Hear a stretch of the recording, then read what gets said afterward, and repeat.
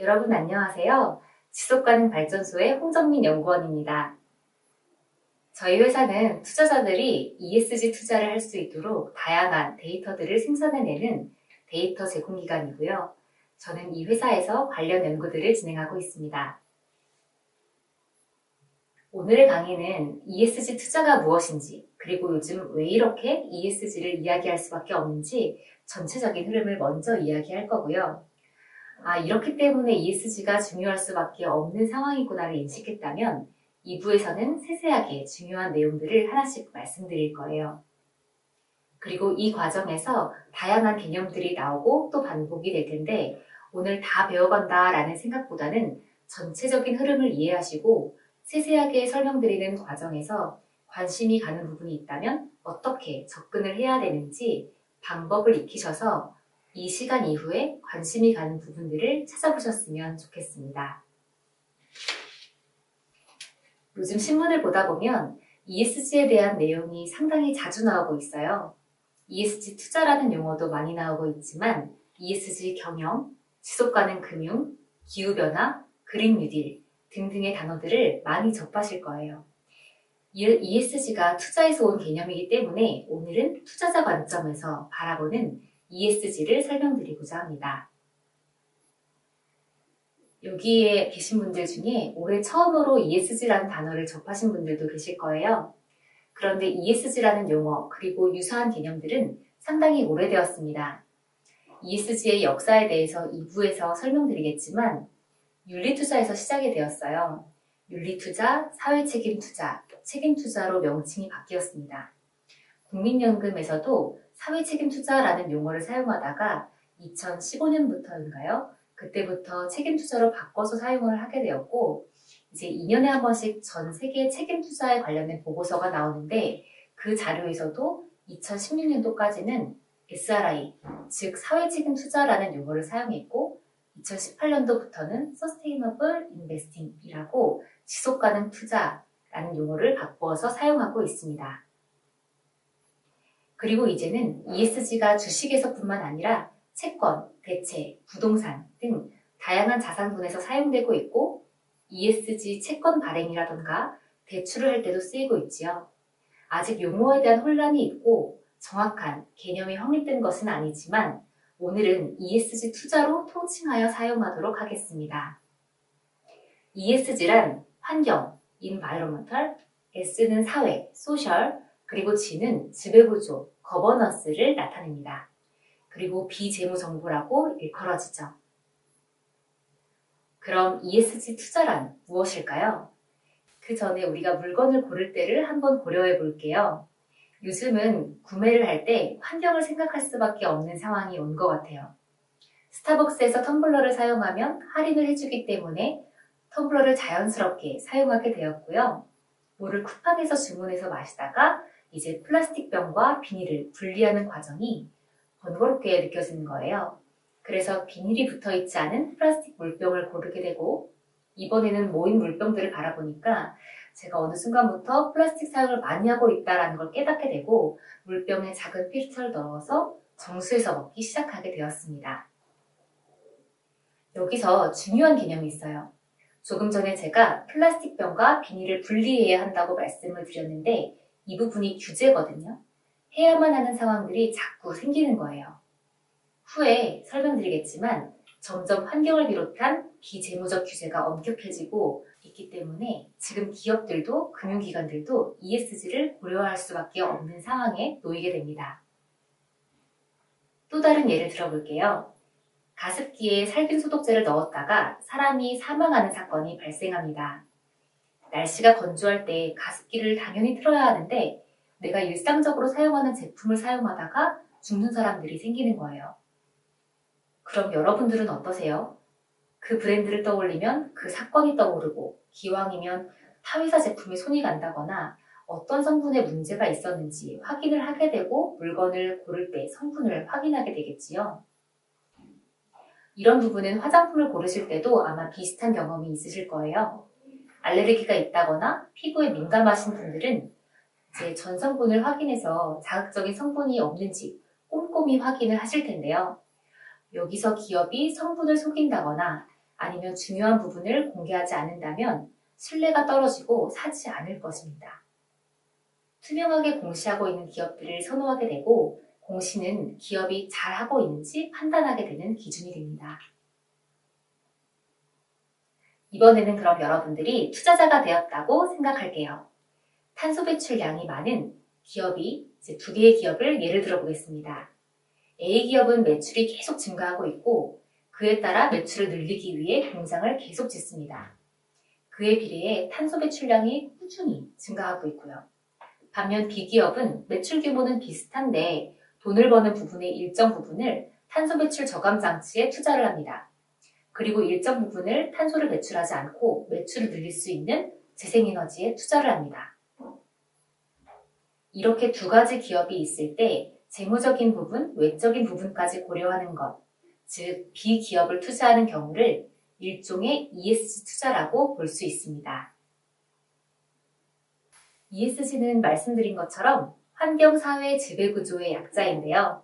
투자를 고려할 때 환경적인 부분에 미치는 영향을 생각하고 사회에서는 이해관계자들, 예를 들어 가습기 살균제처럼 소비자 문제가 일어난 기업인지 협력업체에 부당한 대우를 하고 있지는 않은지 임직원들이 지속적인 파업을 하고 있지는 않은지 이런 사회적인 부분을 고려하기도 합니다.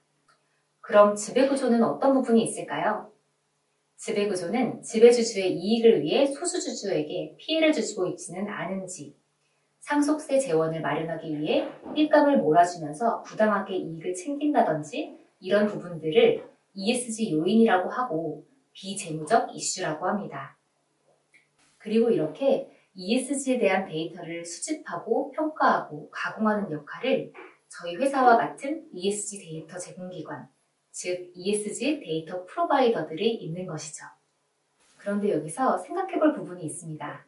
조금 전에 A기업과 B기업을 예를 들었는데요. ESG 투자자들은 왜 B기업을 선택할까요? 조금 전에 규제 이야기를 했었지요. 과거에는 분리수거를 하지 않아도 되는 때가 있었어요. 분리수거가 시작되었을 때에는 세척하지 않아도 되고 분리수거를 한다거나 아니면 박스에 붙은 테이프 정도는 분리하지 않고 재활용 상자에 넣었어요. 그리고 계속 규제가 바뀌고 있거든요. 이것처럼 나라에서는 2050년까지 넷제로를 선언합니다. 배출하는 온실가스와 흡수하는 온실가스를 같게 해서 0이 되도록 만드는 것인데 2050년까지라고 하면 어떨까요? 지금이 2021년이니까 약 30년 정도가 남았는데 앞으로 10년은 넷제로로 가기 위한 준비를 해야 되니까 조금 느슨한 규제를 만든다고 해도 그 이후부터는 점점 더 엄격해질 것으로 예상이 됩니다. 국내뿐만이 아니지요. 해외도 마찬가지예요. 그럼 유럽의 예를 한번 들어보겠습니다. EU 텍소노미라고 지금 한국에서도 K 텍소노미를 만들고 있어요. 이건 어떤 기업의 활동이 무늬만 친환경인지 아니면 실제로 친환경인지 구분하기 위한 분류체계로 보시면 됩니다. 여기 한 부분을 자세히 살펴보겠습니다. 전기, 가스 섹터는 이런 규정을 지켜야만 녹색금융을 지원받기 위한 활동으로 구분이 됩니다. 일반적으로 킬로와트당 300g 이하의 CO2를 발생하는데 100g 이하로 지켜야 되고 2050년에는 아예 0이 되어야 합니다. 이렇게 환경으로 인한 규제가 점점 더 엄격해져 가고 있고 규제에 따르지 못하면 벌금을 낸다거나 기업이 존속할 수 없는 상황이 오기 때문에 투자자들은 규제로 인한 비용들을 계산을 하게 되고 투자에 반영하게 되는 것이죠. 이렇게 점점 환경 이슈가 중요해지다 보니 예전에는 ESG 펀드 혹은 책임투자 펀드에서만 이런 이슈들을 다뤘었는데 이제는 전방위적으로 ESG를 고려하게 됩니다. 여러분들이 펀드에 가입하면 누군가는 그 돈을 운용하겠죠. 그 역할을 금융기관 중에 운용사가 담당을 하게 됩니다. 일반 고객들의 돈을 운용하기도 하고 국민연금과 같이 기금이 모이면 어딘가 위탁해서 전문가들이 투자, 즉 운용을 할 텐데요. 그 역할을 하게 됩니다. 전 세계 최대 규모의 자산운용사가 바로 블랙락이고 한국에도 많은 기업들의 지분을 보유하고 있습니다. 이 운용사에서는 매년 전 세계 CEO를 향해 레터를 보내게 되는데요. 그 내용을 한번 확인해 보겠습니다. 2020년 CEO 레터에서 기후위험은 투자 위험입니다 라고 언급을 합니다. 조금 더 읽어볼게요. 우리의 투자 신념은 지속가능성 및 기후통합 포트폴리오가 투자자에게 더 나은 위험 조정 수익을 제공할 수 있다는 것입니다. 지속가능성이 투자 수익에 미치는 영향이 증가함에 따라 지속가능한 투자가 향후 고객 포트폴리오를 위한 가장 강력한 기반이라고 믿습니다. 즉, 기후위험과 지속가능 투자의 중요성을 여러 번 강조하고 있는데요. 두 번째는 기업 공시에 대한 부분입니다. TCFD와 SASB라는 용어가 나오는데 하나씩 설명드릴게요. 우선 레터를 이어서 보겠습니다. 블랙락은 TCFD 및 SASB 조정 보고를 향한 진전을 위해 수년 동안 기업과 협력해 왔습니다. 올해 우리는 고객을 대신하여 투자하는 회사의 다음을 요청합니다. 아직 그렇게 하지 않은 경우 연말까지 SASB 지침에 따라 공개를 개시하거나 유사한 내용을 공개합니다. SASB를 공시하라고 요구하고 있지요. SASB는 지속가능 회계 기준위원회로 비재무적 요소를 산업별로 어떻게 공시를 하면 되는지 기준을 만들었고, 기업들에게 지금 이 SASB에 따라 공개하라고 요구를 하고 있는 거예요. 아까 제가 앞에서 더 투명하게 공개를 하는 기업들을 소비자 입장에서도 고려한다고 했던 것처럼 투자자들도 재무공시뿐만 아니라 비재무공시를 잘 하고 있는 기업에 투자를 하고 싶은데 회사별로 각자 공시하고 싶은 대로 공시를 하다 보면 이제 비교가 안 되기 때문에 글로벌 기준을 만들어서 공시하도록 요구하고 있습니다. 한국에서도 마찬가지로 공시 표준을 세우기 위해 다양한 노력들을 진행하고 있습니다. 기업들이 지배구조 보고서를 의무적으로 공시하도록 자산총액 기준으로 단계별로 의무화가 되어가고 있고요. 지속가능 경영 보고서도 공시 3단계를 추진한 바 있습니다. 이 부분은 2부에서 다시 한번 설명을 드릴게요. 그리고 뒷부분을 계속 볼게요. 아직 그렇게 하지 않았다면 TCFD의 권고에 따라 기후 관련 위험을 공개합니다. 여기에는 TCFD 지침에 명시된 바와 같이 지구온난화를 2도 미만으로 제한하려는 파리 협정 목표가 완전히 실현되는 시나리오에서 운영하기 위한 계획이 포함되어야 합니다. 앞단에서는 기후변화가 투자 위험이라고 강조를 했고 뒤에서는 기후변화에 대한 공시를 강요하고 있습니다. TCFD라는 것은 기후 관련 재무 정보 공개 태스크포스라고 이름이 너무 어려워 보이지만 글자 그대로예요. 기후와 관련된 정보를 재무 정보로 공개해라 라는 부분이고 기업들은 기후변화로 인한 기회와 위험 요소를 재무적으로 어떤 영향을 미치는지 공개를 해야 합니다. 그리고 그 공시를 제대로 해야 한다라고 못을 받고 있어요. 공시해야 되는 내용들을 살펴보면 파리 기후협약에서 산업화 이전의 온도에서 이제 2도씨를 넘지 말아야 한다라고 이야기를 하고 있거든요. 그래서 기업들은 TCFD 공시에서 여러 가지 시나리오별로 온실가스에 대한 배출 전망을 보여줘야 합니다.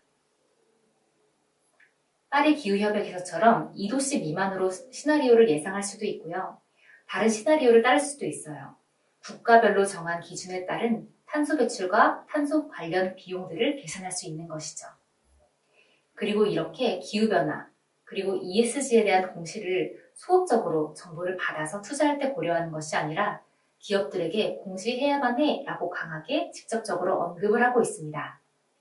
나라에서는 각종 규제를 통해 공시를 할 수밖에 없는 상황을 만들고 있고 맨 처음 얘기했던 대로 소비자들도 비재무적인 요소들을 생각하면서 이제 투자자도 기업도 모두 ESG를 중요하다고 인식하고 있습니다.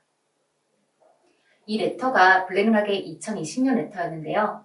그 이후에 올해에는 생각했던 것보다 더 빠르게 변화하고 있다라고 2021년에 한 번 더 강조를 합니다.